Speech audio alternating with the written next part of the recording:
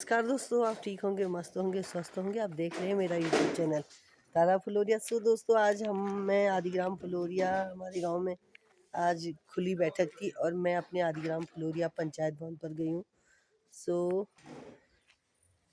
और मैं पहुंची गई हूँ अपने गांव आदिग्राम फुलोरिया में पंचायत भवन में, और यहाँ पर है बैठक। सभी लोग यहाँ पर आए हुए हैं, इकट्ठा हुए हैं। कुछ लोग आ रहे हैं, कुछ आ गए हैं। अब बैठक में क्या क्या हुआ ये सब देखते रहें, वीडियो को अंत तक देखें और क्या क्या हुआ बैठक में। तो जितनी भी योजनाएं और पेंशन है, मेन पेंशन के नाम आपको पहले से पता होंगे, कुछ नहीं पता होंगे वो मैं बताऊंगी। और ज्यादातर समाज कल्याण की जो योजनाएं हैं वो अनुसूचित जाति के परिवारों को एप्लीकेबल है, वो मैं आपको बताऊंगी। सबसे पहले तो वृद्धावस्था के बाद जैसे फिर उसके बाद विधवा पेंशन आती है। विधवा पेंशन में भी पति की मृत्यु की जो तिथि होती है उसके बाद का ही प्रस्ताव लगता है। और दिव्यांग पेंशन में भी जो जिस तिथि को दिव्यांग प्रमाण पत्र जारी होता है उस व्यक्ति का, उसके बाद का ही प्रस्ताव लगेगा। और जो दिव्यांग पेंशन होती है वैसे तो 18 साल से ऊपर के व्यक्तियों के लिए होती है, लेकिन जो छोटे बच्चे हैं, जो दिव्यांग हैं, बाई बर्थ होते हैं कई लोग, तो उसमें 18 साल तक उनको अनुदान दिया जाता है उनके पेरेंट्स को। तो उसमें ज्वाइंट खाता लगता है उनका, वो 700 रुपए प्रतिमाह दिया जाता है, थोड़ा कम होता है। फिर 18 साल होते ही वो पेंशन बंद हो जाती है और फिर उनको रीअप्लाई करना पड़ता है, दिव्यांग जो बड़े लोग व्यक्ति हैं उनके लिए। इसमें जो दिव्यांग प्रमाण पत्र है, जिनकी वैलिडिटी जो परमानेंट है उनको तो कोई दिक्कत नहीं है, वो चेंज नहीं करनी है। लेकिन जो परमानेंट नहीं है, जो उसमें नंबर ऑफ इयर्स जो है उसकी वैलिडिटी नीचे लिखी रहती है, वो टाइम पे आपको रिन्यू भी कराना पड़ता है, नहीं तो पेंशन ऑटोमेटिक बंद हो जाती है वहां से। फिर कई लोगों को पता नहीं चलता है कि क्यों बंद हुई है। उसके बाद जो साइड में जो ये तो मेन पेंशन है, ये समाज कल्याण और महिला कल्याण दोनों विभागों की पेंशन चल रही है यहाँ पे, सिर्फ समाज कल्याण की नहीं है। जितनी भी महिलाओं से रिलेटेड जो पेंशन है वो महिला कल्याण विभाग से आती है यहाँ पे। इसके अलावा साइड बाय साइड एक पेंशन चलती है परित्यक्ता, तलाकशुदा और ऐसी महिलाएं जो अविवाहित हैं और निराश्रित हैं। तो इनके लिए जो है परित्यक्ता पेंशन वाला कॉलम आता है पोर्टल में, उसमें एप्लीकेशन होगी। ऐसी महिलाएं जिनका तलाक भी नहीं हुआ है, जिनके पति की मृत्यु भी नहीं हुई है, तो वो जो है छोड़ दी गई है, मतलब एक तरीके से अपने पति के द्वारा, और वो मायके में रह रही है, उनको कोई आर्थिक सहायता नहीं मिल रही है, तो उसके लिए अप्लाई कर सकते हैं। उसके लिए भी खुली बैठक में अपने प्रस्ताव लिखवाना पड़ेगा। उसमें साथ में जो है उनका स्वघोषणा पत्र लगता है, जो कि काउंटर साइन होता है। उसके बाद ग्राम प्रधान जी के द्वारा, उसके बाद पंचायत विकास अधिकारी जी के द्वारा भी उसमें जो है काउंटर साइन होते हैं। उसके बाद अगर एक एफिडेविट भी लगता है उसमें वकील द्वारा। इसके बाद साइड बाय साइड जो पेंशन चलती है उसमें किसान पेंशन भी है, क्योंकि अब बहुत कम हो गया इस पेंशन का आवेदन, तो इसके बारे में नहीं पता होता लोगों को।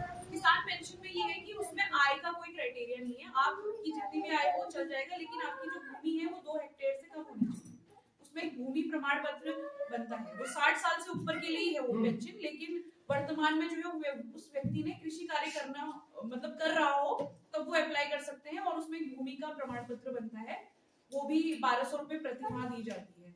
इसके अलावा तीनों रौतेली दिव्यांग पेंशन होती है, जिसमें ऐसे व्यक्ति जो कृषि करते हुए दिव्यांग हुए हैं।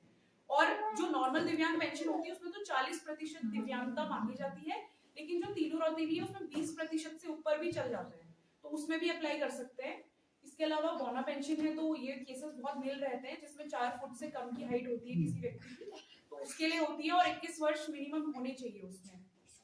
ये तो सारी पेंशन्स थी। इसके अलावा जो अनुदान दिए जाते हैं, वन टाइम पे जो होता है किसी भी व्यक्ति को, उसमें एक राष्ट्रीय पारिवारिक लाभ योजना होती है जो विधवा महिलाओं के लिए होती है। जैसे हाल ही में इसी वित्तीय वर्ष में अगर किसी महिला की पति की मृत्यु हो गई है तो वो अप्लाई कर सकती है उसमें। लेकिन इसमें ये होता है कि क्योंकि सेंट्रल लेवल की योजना है, तो इसमें बीपीएल कंपलसरी होता है, बीपीएल क्रमांक उनका होना चाहिए। तो इसमें 20,000 रुपए उनको दिए जाते हैं अनुदान के रूप में। इसके अलावा एक शादी अनुदान होता है, और मेनली जो शादी अनुदान है वो एससी परिवार के लोगों को ही दिया जाता है, उनकी 2 पुत्रियों को।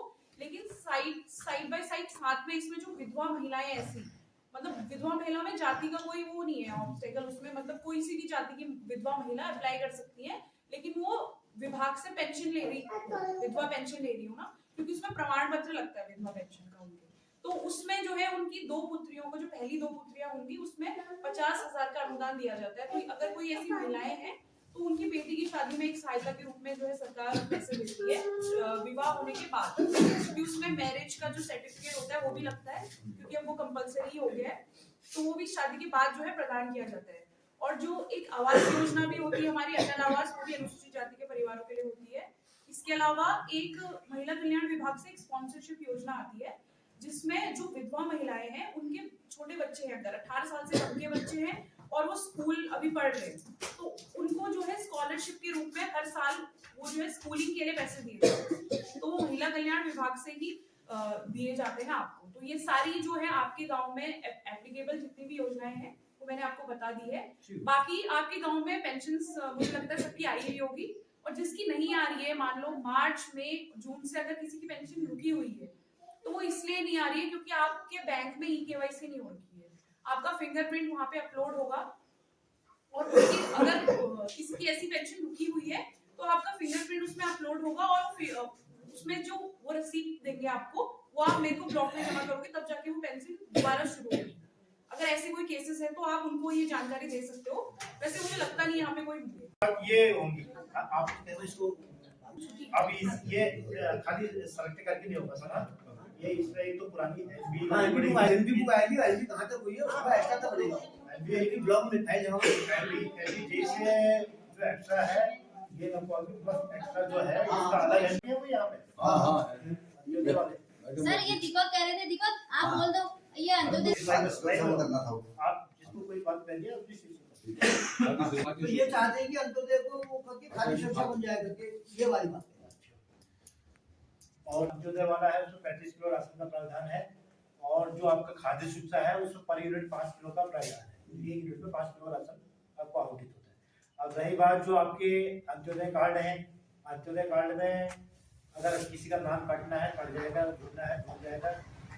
एपीएल कार्ड में भी जुड़ भी जाएंगे कट भी जाएंगे, लेकिन बीपीएल में यूनिट नहीं है, इसलिए आप बीपीएल में अगर यूनिट चलाना चाहो तो आधार कार्ड और राशन कार्ड की कॉपी उसको देके आप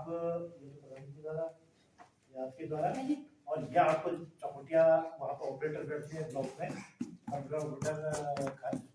क्योंकि हमारी आईडी राशन कार्ड के भी जैसे आप कह रहे हैं कि मेरा अंत्योदय कार्ड है, मैं एपीएल में आना चाह रहा हूँ, ठीक है, आप एक एप्लीकेशन लिखेंगे अपनी ओर से कि मैं, और 2 बच्चों के नाम ही चलाने, तो ये लिखोगे कि मेरा पूर्व में जो है अंत्योदय कार्ड था, पूर्व में मेरी हमारी स्थिति ठीक नहीं थी। अगली बैठक होती है तो उसमें एक प्रस्ताव आपको हमें देना पड़ेगा, तो वो लिख के आप हमें एक प्रस्ताव दीजिए। यहाँ गांव के समस्त प्रजाजन सभी को मेरा नमस्कार।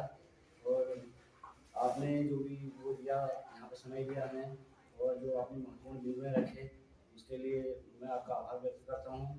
और जो मैं आशा करता हूँ कि जैसे जो आपने कैसे पूर्व प्रधान सब लोगों को ये अपना समर्थन दिया था, अपनी जो बात कहने का मौका दिया, और जो अपने सम्मान में जो आपने रखी वो उसके लिए मैं आभार व्यक्त करता हूँ। और जो बिंदुएं आपने पहले रखी हैं, जो आपने पॉइंट रखे हैं, मैं कोशिश आशा करता हूँ कि मैं उसको पूरा करने की कोशिश करूँगा, और जहाँ तक संभव है यथासंभव पूर्ण करने की कोशिश करूँगा। सो दोस्तों आपने देखा अभी तक ये वीडियो, कैसे मैं समाज कल्याण अधिकारी ने एक एक बिंदु पर चर्चा की और पेंशन, सारी पेंशनों के बारे में बताया। और वहाँ पर हमारे महोदय जी ने राशन कार्डों के बारे में बताया, एक एक चीज़ पर बहुत अच्छी सी बात बताई सभी को।